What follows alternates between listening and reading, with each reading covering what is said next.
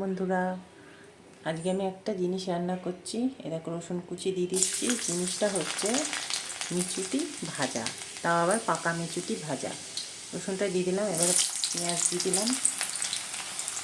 পেঁয়াজটা বেশি ভাজবো না, অল্প নেড়ে ছেড়েই আলু দিয়ে দেবো। যেহেতু ভাজা ভাজা হবে তখন পেঁয়াজটা পুড়ে যাবে, নাহলে এই যে আলু কেটে রেখেছিলাম, তো কেটে রাখা আলুগুলো দিয়ে দিলাম। এবার এটাকে ভালো করে নেড়ে চেড়ে নিয়ে একটু নুন হলুদ দিয়ে দেবো। এই দেখো তোমরা, নুন দিয়ে দিয়েছি, হলুদ দিয়ে দিয়েছি, ভালো করে নেড়ে নেড়ে যেরকম ভাজা করে সেরকমই আর কি। তোমরা কারা মিচুটি খাও আমাকে জানিও। মিচুটি ভাজা খেতে ভালোই লাগে, গরম গরম ভাত আর গরম গরম মিচুটি ভাজা হলে ভাতটা প্রায় অনেকটাই খাওয়া হয়ে যায়। যারা ভালোবাসে তারা তো প্রায় এটাই স্বর্গ, তাই না? আর যারা ভালোবাসে না তাদের কথা আলাদা। অনেকে কাঁচা মিচুটি খায়, আমি কাঁচা মিচুটিটা খাই না, পাকাটাই খাই। ভালো করে এইভাবে নেড়েছে। এবারে আস্তে আস্তে পরে মিচুটিটা দিয়ে দেবো। অর্ধেক আলুটা যখন ভাজা হবে তখন দেবো, কারণ বেশি ভাজা হলে দিয়ে দিলে আবার হবে না, আবার কাঁচা থাকতে থাকতে দিলে পরে আবার কী হয়, মিচুটিটা আলু গলতে গলতে মিচুটিটা গলে একদম বীজগুলো বার হয়ে যায়, তখন খেতে ভালো লাগে না। মিচুটিটা একটু চিটকুড়ে টাইপের হয়ে যায়। এই জন্য আলুটা আগে ভালো করে নেড়ে চেড়ে ভেজে নেবো, হাফ ভেজে নেবো, তারপরে মিচুটিটা দেবো। নাড়তে নাড়তে আলুটাও ভাজা হয়ে যাবে, মিচুটিটাও ভাজা হয়ে যাবে, সেই জন্য। ঠিক আছে, চলো আলুটা ভাজতে থাকি, সাথে থাকো। মিচুটিটা দিব তারপরে। দেখো কেমন আলুটা প্রায় ভাজা হয়ে এসছে। এবারে এইভাবে দেখাচ্ছি, দেখো দেখেছো কেমন আলুটা ভাজা হয়ে এসছে। এবারে এর মধ্যে মিচুটিটা, এই যে ধুয়ে বেঁচে সুন্দর করে গুছিয়ে রেখেছিলাম তখন সকালে, মিচুটিটা দিয়ে দেবো। ভালো করে নেড়ে চেড়ে ভাজা হয়ে গেলে একদমই সিম্পল রান্না। তবে খেতে বেশ ভালো, গরম গরম ভাতে গরম গরম মিচুটি। ওই যে বললাম, স্বর্গ। যারা ভালোবাসে তাদের জন্য স্বর্গ, আর যারা ভালোবাসে না তাদের জন্য আর কিছু বলার নেই। যাই হোক, এভাবে নেড়ে চেড়ে এখনই লাল হয়ে যাবে, পুরো কালারটা ছেড়ে দেয়, আলুগুলো লাল হয়ে যাবে, ভাতে মাখালে ভাতটাও লাল হয়ে যাবে। ছোটোবেলায় সেই লাল শাক আমরা খেতাম, আর সেই ভাতটা মাখাতাম, ভাতটা লাল হয়ে যেত, কি মজা লাগতো খেতে। সেরকমই মিচুটিটা।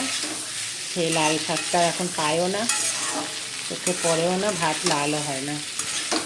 এখন যেই শাক বাজারে পাওয়া যায় ওই রকম আর আগের মতন পাওয়া যায় না। কিন্তু এই মিচুটিটা ভাতে দিলে সেরকম লাল টুকটুকে হয়ে যাবে। মজা করে বাচ্চারা, বুড়োরা, বয়স্করা, মানে কী বললাম, বাচ্চারা, বয়স্করা এবং সকলেই ভালোবাসবে। যারা ভালোবাসে তাদের জন্য, সকলের জন্যই ভালো। চলো, অনেক বকে ফেললাম, রান্না করতে করতে তোমাদের সাথে গল্প হয়ে গেল। আর এই দেখো, এগুলো গোটা গোটা ছাড়াইনি, এগুলো রেখে দিয়েছি এরকম। বেশি ছাড়ালে না কটকট কটকট করে, শক্ত হয়ে যায়। এভাবে হালকা হাতে নেড়ে নেড়ে নামিয়ে নিতে হবে, ভাজা হয়ে গেলে। এই দেখো কি সুন্দর আলুগুলো লাল হয়ে গেছে।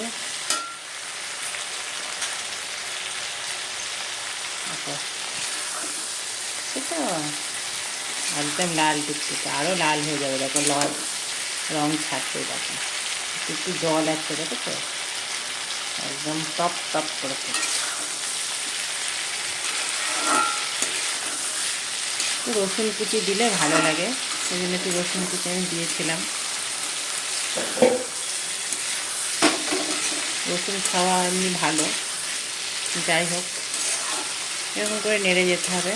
হয়ে গেলে, ভাজাটা হয়ে গেলে বুঝতেই পারবে, জলটা কমে যাবে। মিচুটি থেকে জল বার হচ্ছে, আলুটা তো প্রায় গলেই গেছে। চলো বন্ধুরা, আমার এটা রেডি, মিচুটি দিয়ে আলু দিয়ে ভাজা।